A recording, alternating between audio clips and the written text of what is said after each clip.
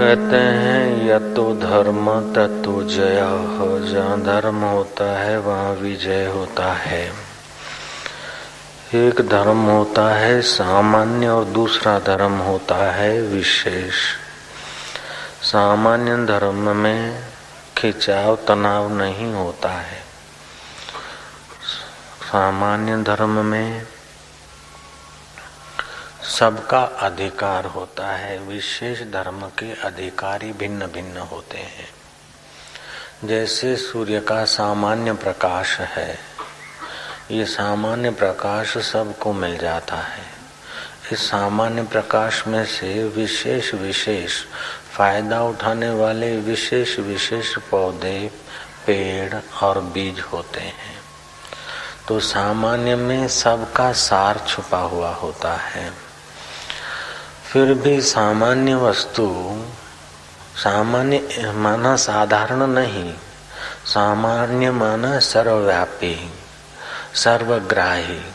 तो एक सामान्य धर्म होता है जो सत्य, अहिंसा, अस्तेय, संयम, भगवत कीर्तन, भजन, पुण्य, दान, आत्म प्रतिकूलानि परिशामना आचरित, ये सब के लिए, सब जातियों के लिए, सब मजहबों के लिए, सब व्यक्तियों के लिए पालन करने योग्य धर्म है। विशेष धर्म में साधक की अपनी अपनी योग्यता होती है। किसी का मन अन्नमय कोश में होता है, तो ऐसे व्यक्ति के लिए तीर्थाटन और कठिन परिश्रम वाला साधन भजन ऐसे व्यक्ति के लिए ठीक है। किसी का मन प्राणमय कोश में होता है, तो ऐसे के लिए योग अभ्यास ज्यादा फायदा करेगा। किसी का भावना में मन ज्यादा रहता है, उसके लिए भक्ति मार्ग की बहुत सुंदर पसंदगी है। किसी का विचार प्रधान मन होता है, तो ऐसे लोगों के लिए आत्मा अनात्मा विचार, नश्वर क्या है, शाश्वत क्या है, शुद्ध क्या है, अशुद्ध क्या है, अपने साथ चलने वाला क्या है और छोड़कर जाने की कौन सी चीज है।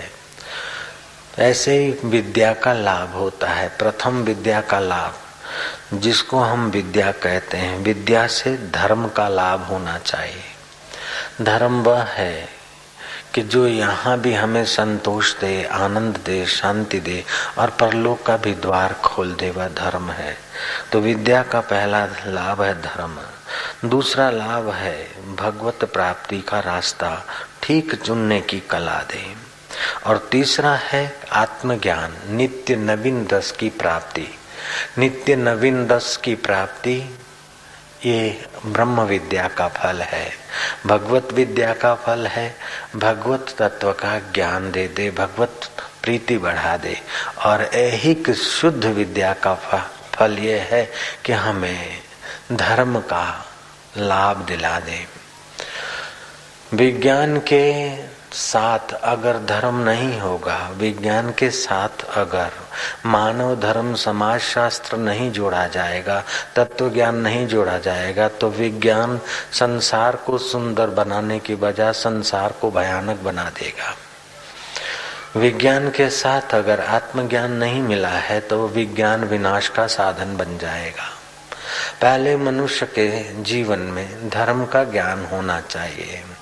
धर्म वह बात सिखाता है कि जैसा तू अपने को नहीं चाहता कि मैं दुखी हूँ, ऐसा दूसरे को दुखी करने का कारण, दुख देने का कारण मत बन।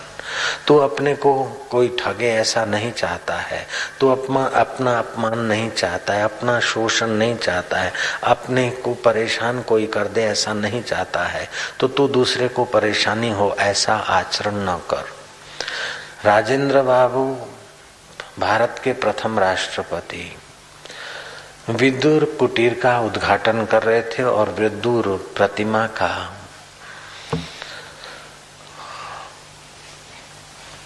निरावरण विधि के वक्त राष्ट्रपति राजेंद्र बाबू ने कहा कि आज से 5000 वर्ष पहले जो विदुर जी ने कहा है, महाभारत में जो आई है बात, 2500 वर्ष बाद जीसस ने अपने बाइबल में ली है। तो वो बात आई कि तू अपने साथ जैसा बर्ताव नहीं चाहता है ऐसा अनुचित बर्ताव दूसरे से न कर। तो विद्या का पहला फायदा है कि मानव शास्त्र का ज्ञान मिल जाए। सा विद्या या विमुक्त विद्या वह है जो मोक्ष तक ले जाए, और मोक्ष का रास्ता है कि मानवता का ज्ञान होना चाहिए। आज देखो तो सब एक दूसरे से भयभीत है, एक दूसरे से परेशान है और एक दूसरे पर शक और एक दूसरे के शोषण में लगे हैं।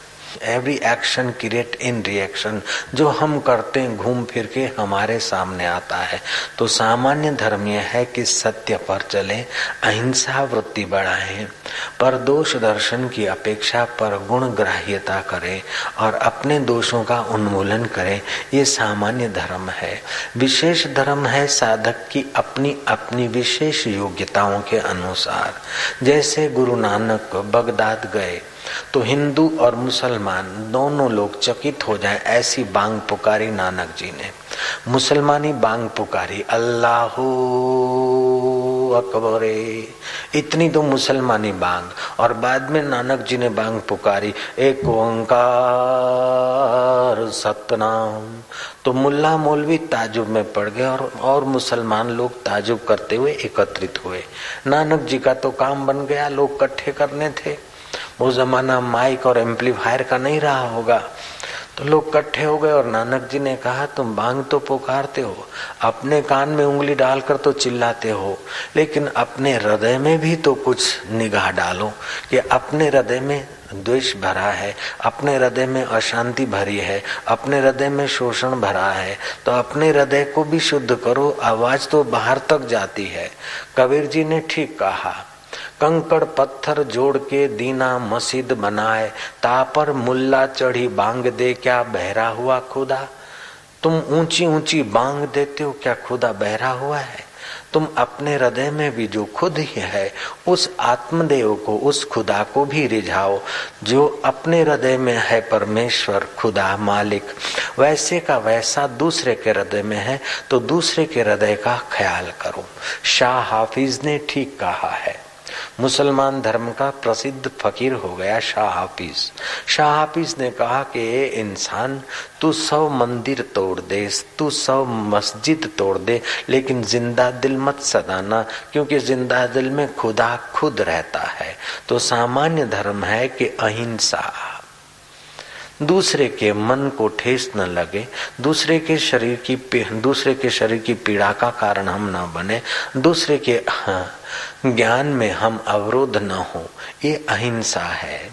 तो शरीर से, मन से, कर्म से, वचन से किसी को कठिनाई न पहुंचाए, ये सामान्य धर्म है। विशेष धर्म है कि हम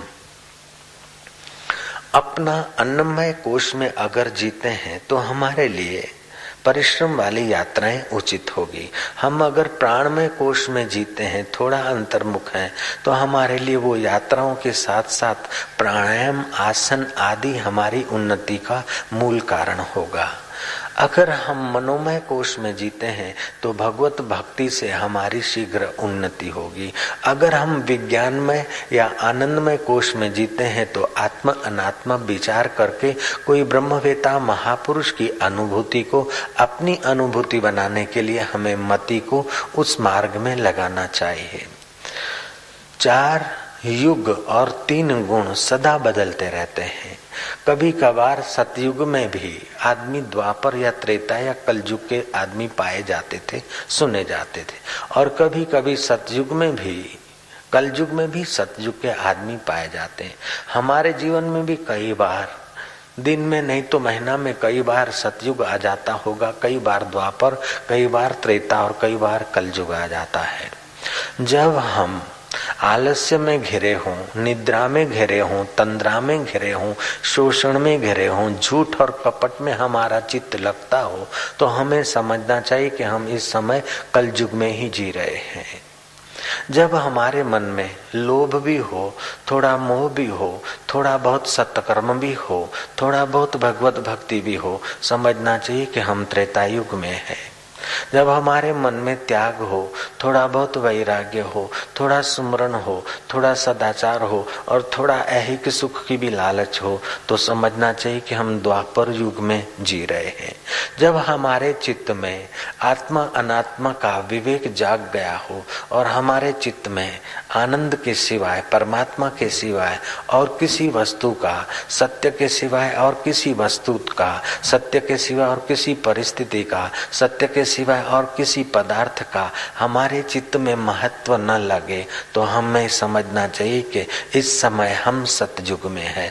ऐसी अवस्था में जब हमारा चित्त सतयुगी अवस्था का एहसास करता हो, उस समय अगर कोई सत्पुरुष मिल जाए तो थोड़ा सा ही उनकी संप्रेक्षण शक्ति का धक्का हमें तीनों गुणों से और चारों युगों से जो पार चीज है, उस पार चीज का साक्षात्कार करा देगा। उसको बोलते परब्रह्म परमात्मा का साक्षात्कार। यद गत्वा निवर्तन्ते तद्धाम परमम मम, जहाँ जाने के बाद फिर पुनरागमन नहीं होता है, वो मेरा परम धाम है, भगवान ने कहा। कुछ भगवान के अवतार होते हैं जो अलग अलग देश में, अलग अलग काल में, अलग अलग निमित्त को लेकर भगवान के अवतार होते हैं। इसीलिए उस परब्रह्म परमात्मा की अहेतु की कृपा का वर्णन करते हुए शास्त्रकारों ने भगवान के अवतारों की व्याख्या अलग अलग रूप से की है। एक होता है भगवान का नित्य अवतार, जैसे शंकराचार्य आए, वल्लभाचार्य आए, रामानुजाचार्य आए, कबीर जी आए, नानक जी आए, लीलाशाह बापू आए, या और भी कुछ महापुरुष आए, एकनाथ जी आए, ज्ञानेश्वर आए। ये से संत नित्य धरती पर आते रहते हैं। इससे भगवान का नित्य अवतरण संतों ने कहा है, शास्त्रों ने गाया है। इसे नित्य अवतार कहते हैं। जो किसी बड़े ऑपरेशन को लेकर आए, बड़े निमित्त को लेकर भगवान प्रकट हो, उसे नैमित्तिक अवतार कहते हैं। जैसे कृष्ण कंस को निमित्त लेकर आए, राम जी रावण का निमित्त लेकर आए, तो इसे नैमित्तिक अवतार कहते हैं। कुछ ऐसे अवतार होते हैं जिसे आवेश अवतार कहते हैं। भक्त को अत्यंत कष्ट पड़ रहा है और भगवान को आवेश हो गया, भगवान किसी वस्तु से, जैसे हिरण्याकश्यपु के अति जुल्म से भगवान नरसिंह रूप लेकर आवेश अवतार हो गया। कभी कभी भगवान का प्रवेश अवतार भी होता है। किसी वस्तु में भगवान प्रविष्ट हो गए और भक्त को वहां से बचा लिया। जैसे होलिका ने कपट करके प्रहलाद को गोद में बिठाया, उसे वरदान था कि आग तुझे जलाएगी नहीं, तो वो वरदान के बल से कपट करती हुई प्रहलाद को अपनी गोद में लेकर बैठे, तो भगवान ने अनूठी लीला कर दी कि प्रहलाद बच गया और वो होलिका जल गई। तो भक्त की रक्षा के लिए भगवान की जो सर्वसामान्य सत्ता रूप में व्यापक चेतना है, उसमें से कहीं कहीं विशेष चेतना का प्रादुर्भाव होता है। जैसे सूर्य के किरण सामान्य रूप से सब जगह व्याप रहे हैं, हम हमारे हाथ में आईना लेकर भिन्न भिन्न जगह पर घुमाते हैं, तो सूर्य का ही प्रकाश लेकर हमारे आईने ने अलग अलग जगह पर प्रतिबिंब दिखा दिया। तो अब दीवाल को दो प्रकाशों ने प्रकाशा। इस समय मेरे पास आईना हो और मैं धूप में खड़ा हूं, तो एक प्रकाश तो मंडप के चाहूं और सूर्य के प्रकाश ने तो प्रकाशा है, लेकिन आईने से मैं रिफ्लेक्स डालूं तो वहां विशेष प्रकाश होगा। हालांकि वो सामान्य प्रकाश में से ही विशेष प्रकाश आया है। ऐसे ही सर्वसामान्य अणु अणु में, प्राणी मात्र में जो परमेश्वर छुपा है, कोई विशेष साधक अपनी विशेष योग्यताएं विकसित करके उस परब्रह्म परमात्मा को साकार रूप में प्रकट कर लेता है, अंतर्यामी रूप में प्रकट कर लेता है, अर्चना अवतार में प्रकट कर लेता है। तो भगवान के ऐसे अवतार भी माने गए जिसको अर्चना अवतार कहा गया है। भक्त अर्चना करता है। अर्चना अवतार में भक्त की विशेषता होती है, भगवान की विशेषता नहीं होती है। भक्त जैसा भोजन अर्पण करे, जिस समय अर्पण करे, जो चीज अर्पण करे, भक्त के भाव की विशेषता होती है। फिर धन्ना जाट के सिलबट्टे से भी भगवान प्रकट हो सकते हैं और श्रीनाथ जी के मंदिर में भी भगवान प्रकट हो सकते हैं और साबरमती के मोटेरा आश्रम के उस पावड़ियों से भी, जलाशय में से भगवान प्रकट होकर शिवलाल के बेटे को, जैसे जल में डूबते हुए बच्चे को बाहर निकाल के उस भगवान अंतर्ध्यान हो गए। 1981 की घटना है। ऐसे ही वो अर्चना अवतार, अंतर्यामी अवतार, प्रेरणा अवतार भगवान कहीं से भी कभी भी विशेष रूप से प्रकट होकर मार्गदर्शन करके अंतर्धान होते हैं। 1938-40 की घटना होगी, ब्रिटिश शासन के काल की। एक बंगाली न्यायाधीश हाईकोर्ट में सर्विस करते थे। हाईकोर्ट के न्यायाधीशों को जब कोई फांसी किसी आदमी को लगती तो 5 न्यायाधीशों को बैठना पड़ता, जूरी को। उस जूरी में न्यायाधीश बंगाली बैठे थे और जिस आदमी को फांसी का आदेश था उस आदमी को देखकर न्यायाधीश ने चिल्लाया कि बोले ये निर्दोष है। 4 न्यायाधीशों ने कहा कि गलत बात है। सेशन कोर्ट ने, हाई कोर्ट ने, सुप्रीम कोर्ट ने इसी को गुनाहगार ठहराया है, इसीलिए तो इसको फांसी देनी है। अब तुम्हारा हमारा बोलना व्यर्थ है, इंतजार करो, 5 बजे इसको फांसी आनी। उस बंगाली न्यायाधीश ने इनकार कर दिया। तू मैं 5 के बजाय 5:30 बज गए। ब्रिटिश शासन का तार आया 5:30 बजे कि इस आदमी को फांसी नहीं लगनी चाहिए। बंगाली न्यायाधीश को उस अंतर्यामी आवाज पर बड़ा आदर हुआ, बड़ी श्रद्धा हुई। तुरंत उसने रिजाइन पेपर लिख दिया। चीफ जस्टिस ने इनकार किया कि तुम्हारे जैसे हृदय के सच्चे, जिसके हृदय में अंतर्यामी परमात्मा प्रेरणा कर सकता है, जो अंतर्यामी परमात्मा की प्रेरणा झेल सकते हैं, ऐसे न्यायाधीशों की तो देश को जरूरत है। बंगाली न्यायाधीश ने एकदम मनाही कर दी कि देश को तो जरूरत है, लेकिन मेरे को उस अंतर्यामी के दर्शन की जरूरत है। मुझे कोई प्रमोशन नहीं चाहिए, मैं तो अब जाऊंगा, साधु बनूंगा। वो बंगाली न्यायाधीश रिजाइन करके साधु बनने के लिए किसी महापुरुष को खोजते खोजते हरिद्वार आया, ऋषिकेश पहुंचा, इधर उधर भटका। कहीं पर कितने कितने साइन बोर्ड लगे थे, कोई 1008 के लगे थे, कोई 108 के लगे थे, लेकिन उस बंगाली न्यायाधीश का दिल कहीं झुका नहीं। आखिर वे दुकानदारी, साधुओं की दुकानदारी से उपराम होकर कोई सच्चे साधु की खोज में लगे। देव योग से उनका हृदय झुक जाए ऐसा कोई साधु मिल नहीं पाया। वो बंगाली न्यायाधीश ने अपने आप को अभागा समझा और ऋषिकेश बाबा विश्वदानंद, जिसको काली कमली वाले बाबा बोलते हैं, उस विश्वदानंद के आसपास के इलाके जहां अभी गीता भवन और काली कमली वालों का स्थान है, उस जगह पर उस बंगाली साधु ने अपने आप को गंगा के चरणों में फेंकने का निर्णय किया। ठीक रात्रि के 12 बजे। अब बस कूदना ही था। शायद मन बेईमान हो, डूबने के बाद तैरना जानता हूँ, हाथ चलाकर तैरकर बाहर निकल जाऊं तो, इसलिए अपने साथ कुछ पत्थर भी बांध लिए। बस कूदना था, गंगे मात की जय करना था। पंजों के बल से उठ ही रहे थे, एड़ियां उठ चुकी थी, पंजों के बल खड़े थे और एकाएक प्रेरणा अवतार प्रकट हुआ। उस बंगाली न्यायाधीश का हाथ पकड़ता हुआ एक साधु वेश में भगवान का प्रेरणा अवतार प्रकट हुआ। भगवान ने कहा कि ऐ मूर्ख, आत्महत्या करता है लेकिन अहम त्याग नहीं करता है।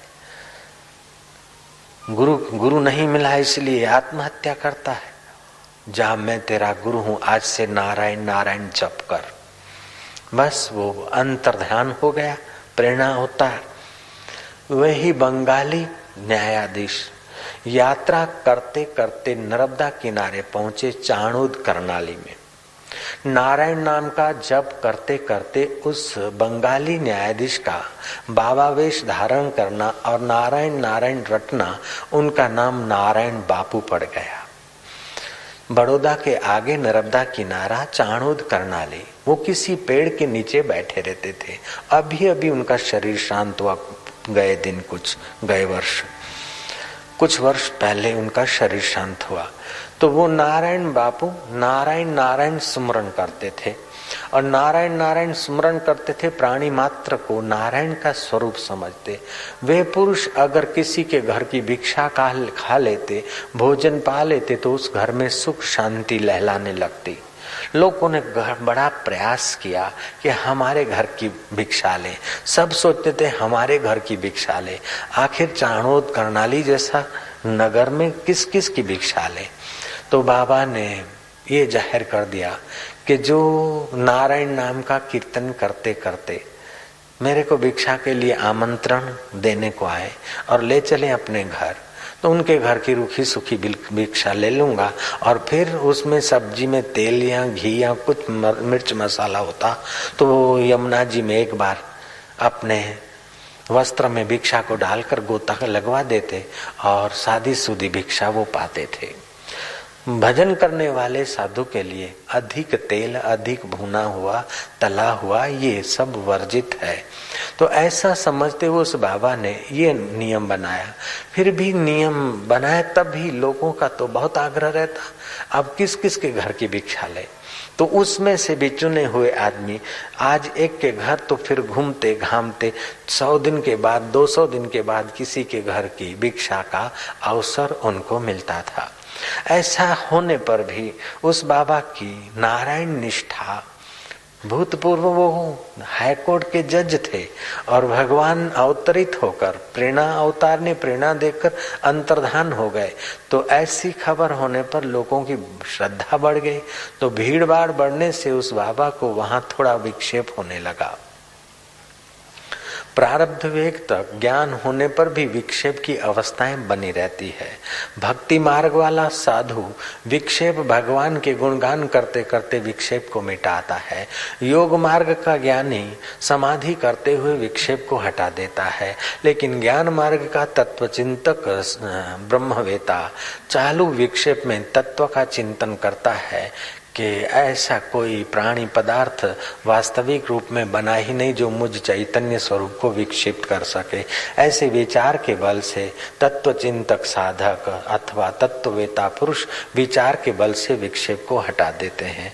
और कुछ भक्त लोग स्थलांतर करके भी विक्षेप को हटा देते हैं।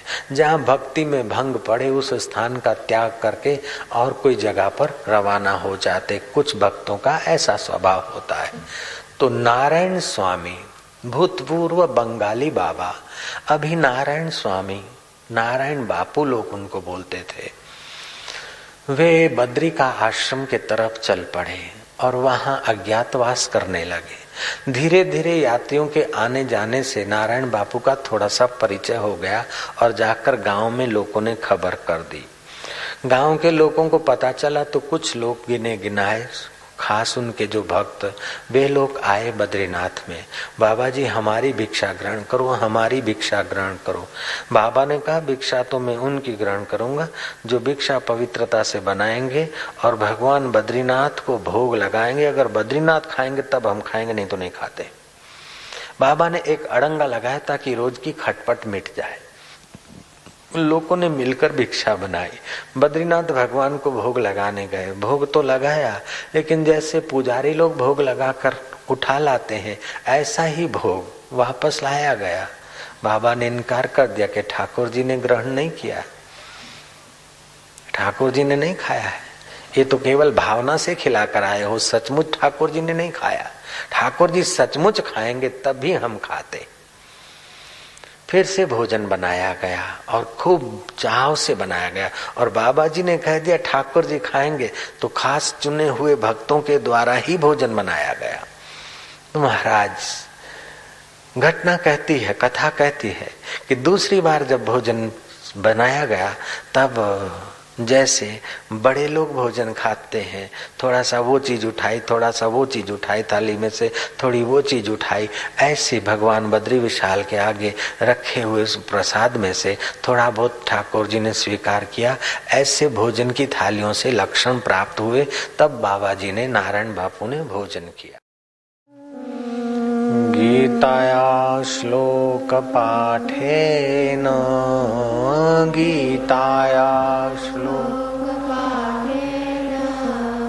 गोविन्द स्मृतिकीर्तनात् गोविन्द स्मृतिकीर्तनात् साधुदर्शनमात्रेण साधुदर्शनमात्रेण तीर्थकोटिफलं लभेत तीर्थकोटिफलं लभेत। हरि ओम्।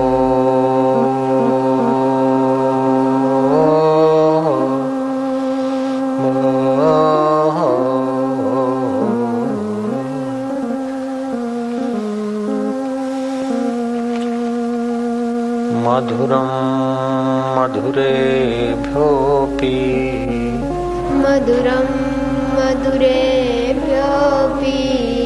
मङ्गलेभ्योऽपि मङ्गलम् मङ्गलेभ्योऽपि मङ्गलम् पावनं पावनेभ्योऽपि पावनं पावनेभ्योऽपि हरे नामैव केवलम् हरे नामैव केवलम्। हरि हरि ओम्।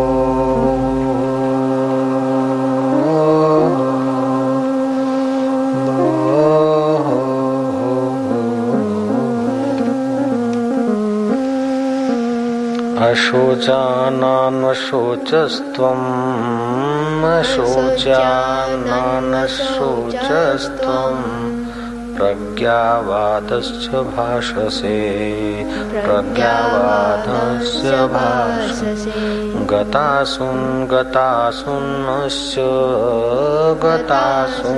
गतासुन्नस्य नानुशोचन्ति पंडिताः नानुशोचन्ति पंडिताः। भगवान कहते हैं भगवत गीता के दूसरे अध्याय का 11वां श्लोक है, तुमने शोक न करने योग्य का शोक किया है और पंडिताई की बात कह रहे हो, परंतु जिनके प्राण चले गए हैं और जिनके प्राण नहीं गए उनके लिए पंडित लोग शोक नहीं करते हैं। तुम पंडितों जैसी बात तो करते हो कि ये युद्ध में मर जाएंगे, कुल का नाश होगा, कुल नष्ट होने से कुल धर्म नष्ट होगा, कुल धर्म नष्ट होने से स्त्रियां का धर्म नष्ट होगा, स्त्रियां दूषित होगी, वर्ण संकर संतान उत्पन्न होगी, कुल घातियों को और कुल को नरकों में जाना पड़ेगा। ये बात तो तुम पंडितों जैसी करते हो, लेकिन अर्जुन पंडित तो वह है जो इस सारे संसार को मिथ्या समझता है, अन्वय और व्यतिरेक दृष्टि से जो देखता है। अन्वय दृष्टि से देखा जाए तो शाश्वत स्वरूप सबका सदा है, और व्यतिरेक दृष्टि से देखा जाए तो सब चीजें मृग मरीचिका की नाई। जैसे जल में बुलबुला उपजे बिन से नीत, जग रचना तैसी रची जान ले रे मीत। जैसे जल में बुलबुले पैदा हो के मिट जाते हैं, ऐसे ये जगत और जगत के लोक, जगत और जगत की सुविधाएं, जगत और जगत की खटपटें, जगत और जगत की वाहवाहियाँ, जगत और जगत की उपलब्धियाँ ऐसे ही हैं जैसे पानी में बुलबुले पैदा हो के लीन हो जाए। तो जो पानी में बुलबुले पैदा होते हैं तो उसका बुद्धिमान शोक नहीं करते, और लीन हो जाते तो शोक नहीं करते। मूल धातु तो पानी है, मूल वस्तु तो पानी है। ये अन्वय हुआ। बुलबुले नहीं थे तब भी पानी था, बुलबुले हैं, नाच रहे हैं, छोटे हैं, बड़े हैं, टकरा रहे हैं, तभी भी पानी है, और लीन हो गए तभी भी पानी है। ऐसे ही अर्जुन, ये भीष्म पितामह, द्रोणाचार्य, कृपाचार्य आदि जो तुम कहते हो, ये तत्व से देखा जाए तो कभी मरते नहीं है, और वास्तविक में देखा जाए तो ये अभी तुम्हारे सामने है। युद्ध में के निमित्त से नहीं मरेंगे तो और निमित्त से मरेंगे, लेकिन दुर्योधन और शाकुनी जैसे निमित्त आतताइयों के साथ देने वाले हैं। जब आतताई और आतताइयों के साथियों को अगर युद्ध में नहीं मारोगे तो तुम्हारे को दोष लगेगा, तुम्हारा क्षत्रिय धर्म है। तो तुम बातें तो पंडितों जैसी करते हो, लेकिन पंडित लोग तो जो बीत गए मर गए उसके विषय शोक नहीं करते हैं, और जो जीवित हैं उसके विषय में शोक नहीं करते हैं। जो मर गए उसके विषय में तो साधु भी शोक नहीं करते। जिनको घर बार छोड़ दिया, फिर तुम्हारे दादा मर गए या तुम्हारे भाई मर गए या तुम्हारा काका मर गए, तो साधु भी शोक नहीं करते। और आम आदमी भी जो बीत गए, जो गुजर गए, जो मर गए, उनके लिए शोक नहीं करते हैं, लेकिन वर्तमान में है उनके लिए वो शोक करते हैं। संसारी आदमी के बेटा सेवा नहीं करता है, बेटा मूर्ख है, या पत्नी झगड़ाखोर है, या पत्नी मर गई है, पत्नी बीमार है, या ये वस्तु चली गई है, ये चली जाएगी। तो साधारण आदमी बीते हुए का शोक नहीं करता। अत्यंत साधारण आदमी तो बीते हुए का भी शोक करता है और वर्तमान की वस्तुओं की शोक की खाई में गिरता है। बुद्धिमान आदमी गुजरे हुए का शोक नहीं करता है, लेकिन वर्तमान का शोक करता है। लेकिन पंडित तो वह है जो बीते हुए का भी शोक न करे और वर्तमान का भी शोक न करे। पंडित तो वह है जिसको समदर्शन प्राप्त हो गया है। समवर्तन तो नहीं होता है, समदर्शन होता है। समदर्शन वह चीज है जिसको सुदर्शन भी कह सकते हैं। जहाँ सुदर्शन है वहाँ किसी बात की चिंता फिक्र नहीं है। जब आदमी का सुदर्शन हट जाता है, अथवा जो आदमी सुदर्शन नहीं पा सकता है, उसकी नारायणी दृष्टि नहीं हुई है, उसी व्यक्तियों को शोक होता है। तू बात तो पंडितों की सी करता है, लेकिन शोक न करने की जगह पर शोक करता है। जो पहले नहीं थे बाद में नहीं होंगे, अभी नहीं के तरफ जा रहे, उनके लिए तू शोक करता है। कुल धर्म की बात लाकर तुम्हारी करुणा आवेश का रूप ले रही है। आवेश से धर्म की उपलब्धि नहीं होती है। धीरज धर्म मित्र और नारी, आपतकाल परखे चारी। तुम्हारे में धीरज कितना है, तुम धर्म पर कितने डटे हो, पत्नी कितनी वफादार है और मित्र कितना वफादार है, ये आपातकाल में ही पता चलता है। विवेकानंद ने शिकागो में प्रवचन करते करते कहा कि फेथ इज सुप्रीम पावर। श्रद्धा जो है परम पावर है। यजुर्वेद में आता है वृत्तेन दीक्षायाम माप्नोति, दीक्षायाम माप्नोति दक्षिणायाम, दक्षिणायाम माप्नोति श्रद्धा, श्रद्धायाम माप्नोति सत्यम। व्रत से दक्षता की प्राप्ति होती है, दक्षता से दीक्षा की प्राप्ति होती है, अर्थात श्रद्धा की प्राप्ति होती है, और श्रद्धा से सत्य की प्राप्ति होती है। गीता ने कहा श्रद्धावान लभते ज्ञानम तत्परः संयते इंद्रियः, ज्ञानम लब्ध्वा पराम शांति मचिरेणादि गच्छति। ऐसा नहीं कि अभी नहीं बाद में मिलेगा, मचिरेणादि गच्छति, समय पाकर नहीं उसी समय अनुभव होगा। सामवेद में आता है प्रातः श्रद्धा आवाहम्य हम। हे श्रद्धा देवी, प्रातः काल हम तेरा आवाहन करते हैं, हमारे हृदय को छोड़कर कभी कहीं नहीं जाना। हे श्रद्धा देवी, मध्याह्न काल में भी प्रार्थना किया जाता है, मध्याह्न काले श्रद्धा आवाहम्य हम। मध्याह्न काल में हे श्रद्धा देवी, मध्याह्न संध्या के समय भी हम तेरा आह्वान करते हैं, हमारा हृदय छोड़कर कहीं नहीं जाना। जिसके हृदय में श्रद्धा नहीं हो तो कौवे से भी बदतर है। श्रद्धा जिसके हृदय में रहती है उसको स्नेह से पूर्ण करती है। श्रद्धा निर्बल का बल है और संबल भी है।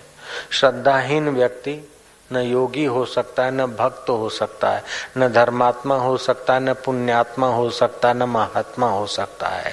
श्रद्धा होने के लिए भी महात्मा होने के लिए भी श्रद्धा चाहिए, धर्मात्मा होने के लिए भी श्रद्धा चाहिए, पुण्यात्मा होने के लिए भी श्रद्धा चाहिए, दिव्यात्मा होने के लिए भी श्रद्धा चाहिए, योगी होने के लिए भी श्रद्धा चाहिए, भक्त होने के लिए भी श्रद्धा चाहिए, अरे हैं बेटा होने के लिए भी श्रद्धा चाहिए। बाबा जी बेटा होने के लिए श्रद्धा चाहिए, ये बात समझ में नहीं आई। ये तो सीधी बात है भैया। माँ ने कहा कि ये तुम्हारा बाप है, तभी तुमने माना, तुमने बाप को देखा थोड़ी। ये भी तो श्रद्धा से मानना पड़ता कि ये मेरा बाप है। जयराम जी बोलना पड़ेगा। जो लोग बोलते हैं ये फलाना माँ आदमी अंधश्रद्धालु है, फलाना अंधश्रद्धालु है, आचार्य विनोबा भावे लिखते हैं कि क्या श्रद्धा ने ही अंधा होने का ठेका लिया है? अंधश्रद्धा कहना भी तो अंधश्रद्धा है।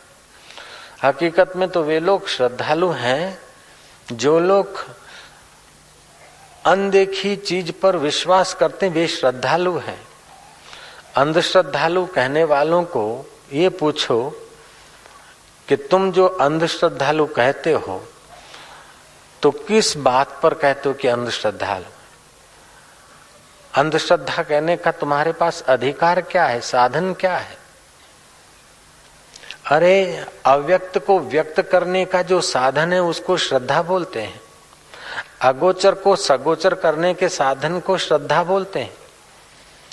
और जिसको अपने जीवन पर, अपने आप पर श्रद्धा नहीं, शास्त्र पर श्रद्धा नहीं, महापुरुषों पर श्रद्धा नहीं, उसका जीवन तो घोर नास्तिक हो जाएगा। श्रद्धावान लभते ज्ञानम।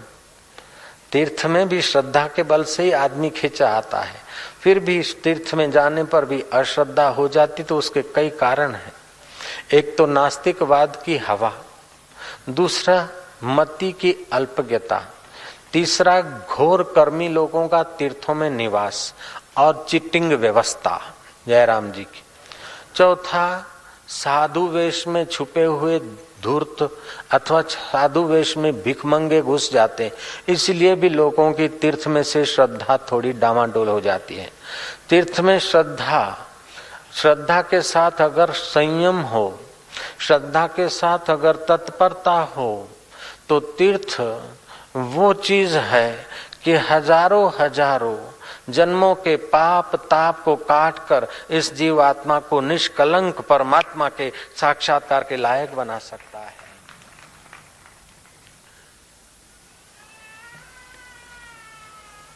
तीर्थ वो औषध है, जैसे साधारण औषध से मरीज ठीक नहीं होता है तो डॉक्टर उसको विशेष औषध देता है, अथवा बहुत सारे डॉक्टर मिलकर उसके विषय में विचार करते हैं और ठीक ज्यादा असर करने वाली इंजेक्शन या टैबलेट या खास तौर की स्पेशल दवाइयां यूज करते हैं।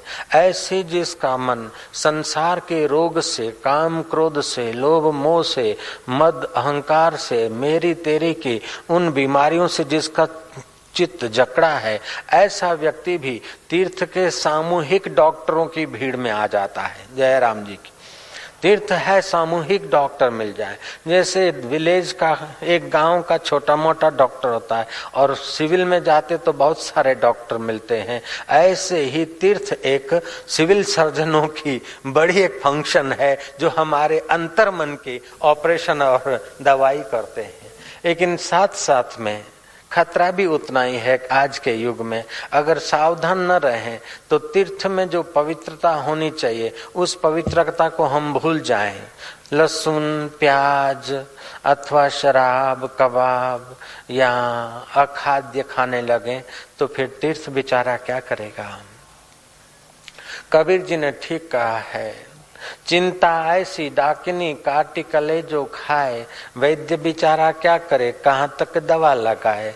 हमने फिर इस साखी को अपने ढंग से कहा, चिंता ऐसी डाकनी अथवा वासना ऐसी डाकनी काटी कले जो खाए, तीर्थ बेचारा क्या करे कहाँ तक पवित्रता लगाए। सियावर रामचंद्र की जय। तो तीर्थ में कुछ महापुरुषों के वचन हैं कि तीर्थ में शराब गांजा भांग पीना नहीं चाहिए और पीने वालों की शरण जाना नहीं चाहिए। तीर्थ में अपने स्वत्व का भोजन हो गृहस्थी के लिए तो ठीक है, यहाँ तक कि अपने काम आने वाले भोजन आदि के बर्तन कहीं से ले लिए तीर्थ में तो कोई बात नहीं, बाकी अपने काम आने वाली कोई भी चीज अपने अपने पैसों की, अपने स्वत्व की काम में लानी चाहिए। यहाँ तक कि औषधि भी तीर्थ में मुफ्त की न ले, वो भी दान की मानी जाती है। अन्य क्षेत्रे कृतं पापम तीर्थ क्षेत्रे विनश्यति, तीर्थ क्षेत्रे कृतं पापम वज्रलेपो भविष्यति। तो इस प्रकार के तीर्थ निवास के नियम समझकर जो आदमी अल्प आहार करता है, इंद्रियों को अल्प विषय देता है और ईश्वर नाम जप करता है, तीर्थ यात्रा करते जाएं तो पैदल जा रहे हैं तो भगवान नाम मानसिक जप करते जाएं, और जहां विश्राम करें वहां भगवान के गुणगान करने वाला कोई सत्संगी मिल जाए तो ठीक है, कहीं से सुनने को मिल जाए तो ठीक है, नहीं तो भगवत प्रीति बढ़ाने वाले पुस्तकों का पाठन करना चाहिए। सामूहिक यात्रा करते हैं, रेल से जाते हैं, बैलगाड़ी से जाते हैं, बस से जाते हैं, तभी भी यात्रा के समय जप करना चाहिए, कीर्तन करना चाहिए, धुन बोलना चाहिए, बढ़िया बढ़िया स्तोत्र गाने चाहिए। जैसे बारात में जाने से बाराती बारात में पहुंचे उसके पहले बाराती अपने कपड़े सजा धजा के जाता है, ऐसे तीर्थ में जाएं, भगवत प्राप्ति के रास्ते जाएं तो अपने अंतःकरण को सजाते जाते। भगवान आनंद स्वरूप है, भगवान सुख स्वरूप है, भगवान प्रेम स्वरूप है, भगवान प्राणी मात्र का आधार है, और उस जगत आधार को हम जागृत करने की उस पवित्र जगह पर जा रहे हैं। ऐसे भाव से भरकर जो जाता है तीर्थ में और पवित्रता से संयम से रहता है तो उसका चित्त पवित्र होता है। तीर्थ में भी साधुओं को खोज लेना, सत्पुरुषों को खोज लेना और उन महापुरुषों की ज्ञान गंगा में नहाना, वो अनंत गुना फल माना गया है। एक तो तीर्थ क्षेत्र, फिर ज्ञान गंगा में नहाना। मैंने सुनी है वो प्राचीन कथा, एक महात्मा थे, उन्होंने स्वप्न देखा।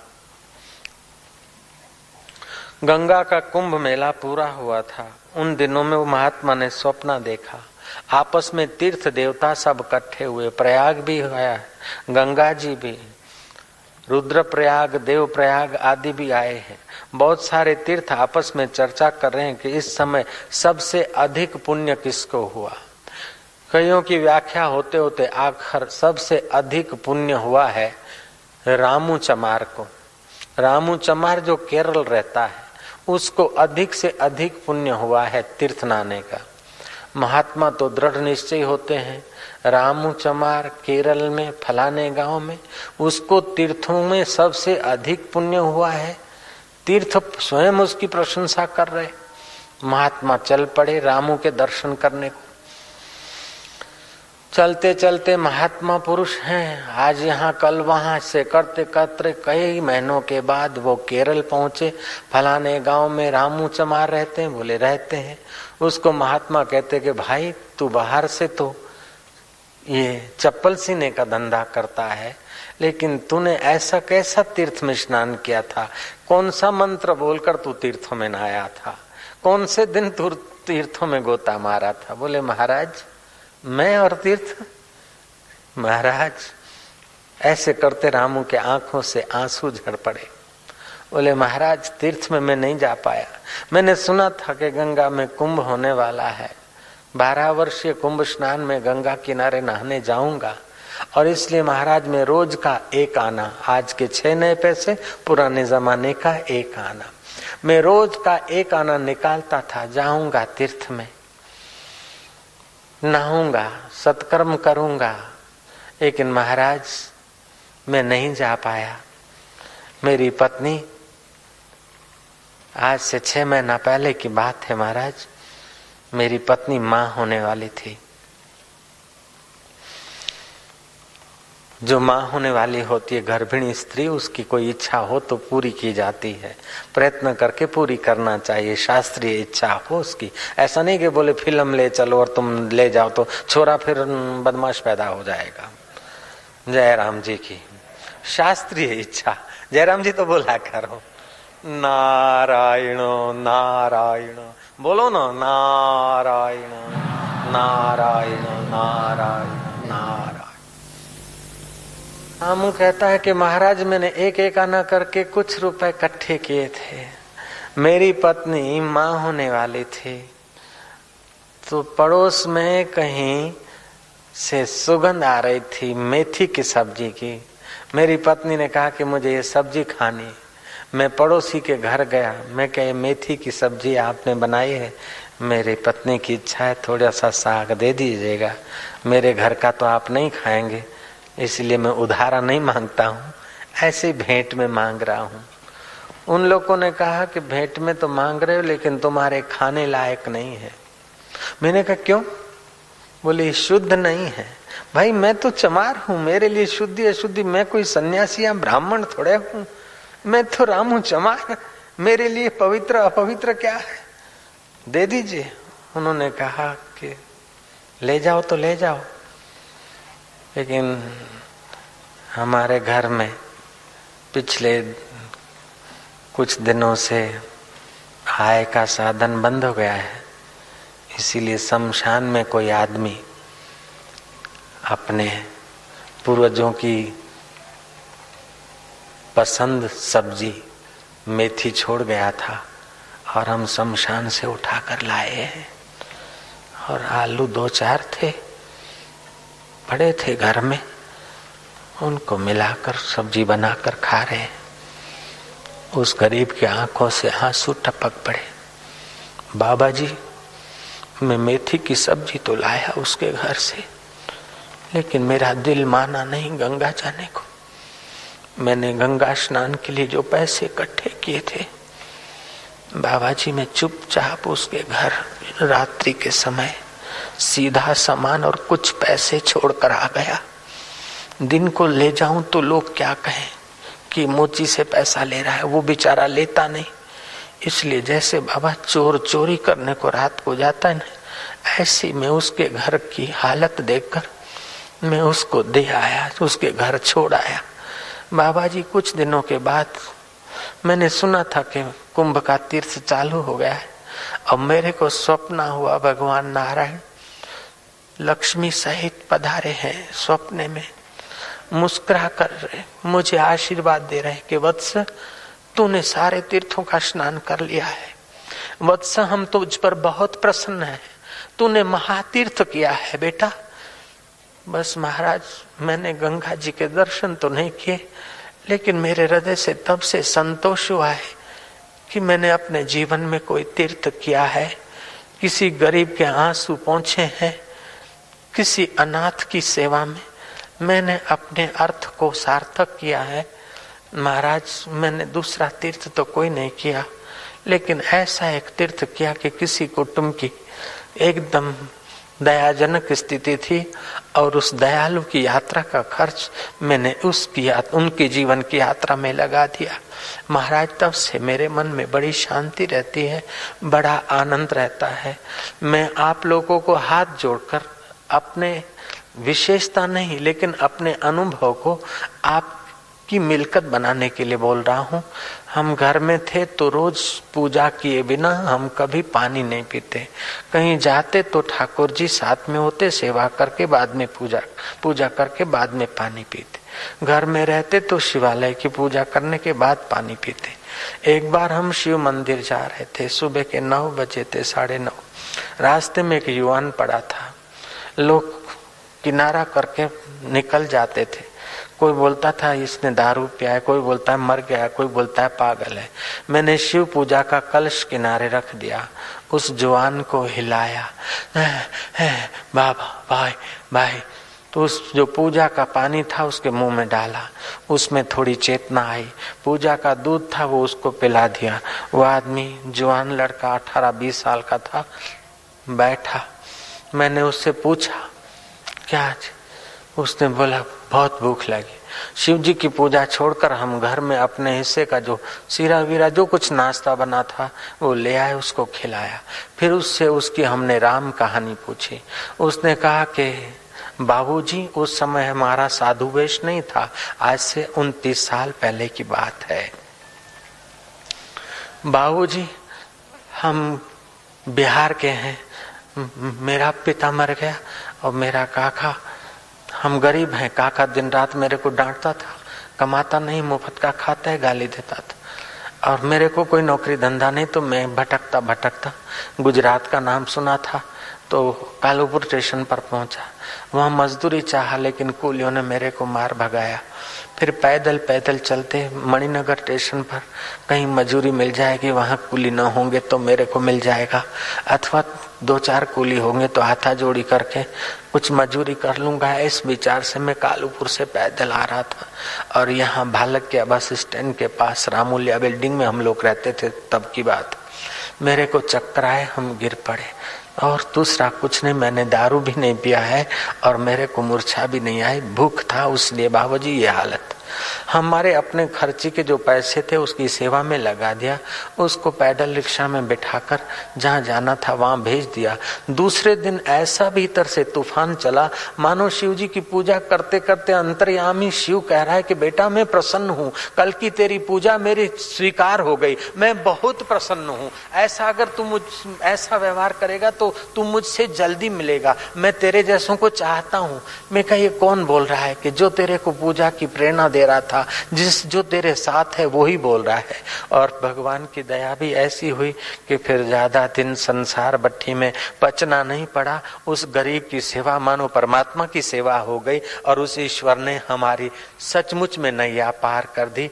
जो आपके सामने हम बैठे, ऐसे जीवन में थोड़े छोटे मोटे और भी प्रसंग आते हैं, तो किसी गरीब गुरबे की सेवा मिल जाए, कोई साधु सच्चे महान पुरुष की सेवा मिल जाए, माता पिता की सेवा मिल जाए और परमात्मा का ध्यान मिल जाए, संयम और सदाचार मिल जाए, आजीविका के लिए खाना पीना कोई मना नहीं है तीर्थ में, लेकिन सोडा लेमन अभक्ष भक्ष और ये चरस गांजा आदि, इससे तीर्थत्व का प्रभाव कम होता है और हमारा पुण्य भी कम होता है। जप करे, ध्यान करे, स्मरण करे, गपसप हम लोग न लगाए, न किसी की निंदा करे, न किसी की निंदा सुने, न किसी का बुरा सोचे, न किसी का बुरा करे, तो हमारा समय सार्थक होगा। तीर्थ आदमी को आध्यात्मिक प्रसाद पाने के लिए एक भूमिका बना देता है, फिर उस भूमिका में वो कितना आगे चलता है वो उसके हाथ की बात है। जैसे स्कूल आदमी को विद्या की भूमिका तो देता है, लेकिन विद्यार्थी 4 क्लास पढ़ के निकल जाता है, 2 क्लास पढ़ता है, 1 क्लास पढ़ता है अथवा कि पीएचडी तक पढ़ता है, उसकी मर्जी की बात है। ऐसे तीर्थ में आध्यात्मिकता का श्री गणेश भी होता है, कुछ प्रोग्रेस भी होता है। साधक और जिज्ञासु उच्च कोटि के महात्माओं को खोजकर विवेक वैराग्य में बढ़ोतरी भी करते हैं और जिज्ञासु लोग को शंका समाधान करके अपने चित्त के प्रसाद को भी पा लेते हैं। यहाँ भगवान अर्जुन को कहते हैं तू बात पंडित की सी करता है कि कुल धर्म नाश हो जाएगा, स्त्रियों का व्यवहार दूषित हो जाएगा, पितरों का ये हो जाएगा, वर्णशंकर समाज पैदा हो जाएगा। लेकिन अन्वय और व्यतिरेक से अर्जुन तू देखे तो तत्व रूप से तो भीष्म द्रोण और सबका स्वरूप ज्यों का त्यों है, और मायावी दुनिया से देखे तो ये पैदा हुए तो मर जाएंगे। इसलिए अभी युद्ध के प्रसंग में तू सन्यासी होने के लिए यहाँ नहीं आया है, अभी तू सन्यास की बात कर रहा है। जहां तेरा सामने कर्तव्य आया है वहां से तू भागने के लिए सन्यास की बात कर रहा है। अगर तुझे सन्यास लेना ही था, विवेक वैराग्य संपन्न होकर तू सन्यासी होना चाहता था तो वो बात अलग थी, लेकिन अभी तू सन्यास की आड़ देकर अपना कर्तव्य छोड़ता है तो वो उचित नहीं है। पंडित तो किसी तो बातें करता है, लेकिन सच्चे पंडित तो वो होते हैं जो बीते हुए की चिंता नहीं करते, जो मर गए उनकी चिंता नहीं करते हैं, और जो बैठे मरने के लिए उनकी भी वो चिंता नहीं करते हैं, क्योंकि जो आए हैं वो जाएंगे। राजा रंक फकीर, जो मर गए वो मर गए, लेकिन जो बाकी के बैठे हम लोग वो भी तो मरने के लिए बैठे। कोई आज गया, कोई कल गया, कोई जावन को तैयार खड़ा। सिकंदर दारा हल्याव्या, सोनी लंका वारा हल्याव्या, कारून खजाने जा मालिक हथे खाली बेचारा हल्याव्या। तो कोई मित्र कुटुंबी गए तो कोई वस्तुएं गई, कोई वस्तुएं छोड़कर गया तो कोई वस्तुओं के लिए रोता रोता गया। लेकिन ये संसार चलचित्र जैसा है। नानक जी ने ठीक कहा है, जैसा स्वप्न रैन का तैसा ये संसार। जागो लोको मत सुओ, ना करो नींद से प्यार, जैसा स्वप्न रैन का ऐसा ये संसार, ये कबीर जी ने कहा है। नानक जी ने कहा जैसे जल में बुलबुला, उपजे बिन से नीत, जग रचना तैसी रची, जान ले रे मीत। जैसे बुलबुला पैदा होता है जलाशय में, और जलाशय में उछलता कूदता और लीन हो जाता है, जगत की रचना ऐसी होती है। जैसे कोई पोस्ट मास्टर है अथवा कोई मुनीम है, तो मुनीम और पोस्ट मास्टर अपना कर्तव्य किए जाएं, लेकिन पोस्ट मास्टर का आग्रह नहीं होता है कि सरकार आदेश कर दे कि यहाँ पोस्ट कार्ड ज्यादा है तो यहाँ से उठाकर फलानी पोस्ट ऑफिस में भेज दो, अथवा यहाँ रुपए ज्यादा जमा हो गए तो फलानी पोस्ट ऑफिस में भेज दो। तो पोस्ट मास्टर अगर कह दे कि नहीं मेरी पोस्ट में इतने रुपए आए तो मैं घर ले जाऊंगा, ये मेरे ही हो गए। मुनीम कह दे कि मेरे इस फर्म में आए तो मैं अपनी फर्म में रखूंगा, अपने पास ही रखूंगा। एक सेठ है, बहुत सारी फर्में हैं, अब सेठ कह देता है मुनीम को कि 2 लाख इधर भेज दो, 5 लाख इधर भेज दो, तो मुनीम का कर्तव्य भेज दे। अगर मुनीम ना कहता है अथवा पोस्ट मास्टर ना कहता है तो दंड के पात्र होते हैं। ऐसे ही भगवान की विशाल सृष्टि है। भीष्म द्रोणाचार्य यहाँ से उठाकर वहां रखे गए, वहां से उठाकर वहां हट रखे गए। इसमें तू दुराग्रह करेगा तो थोड़े चलेगा। जो उसकी व्यवस्था जिसके निमित्त से, जैसे पोस्ट मास्टर का सामान जिसके निमित्त उठवाना चाहे सरकार, अथवा मुनीम के वहां से सामान जिसके निमित्त उठवाना चाहे सेठ, ऐसे तेरे निमित्त से वो विराट इनको उठवाकर स्वर्ग में ले जाना चाहता है, तो तू मना क्यों कर सकता है? जयराम जी तो बोलना पड़ेगा।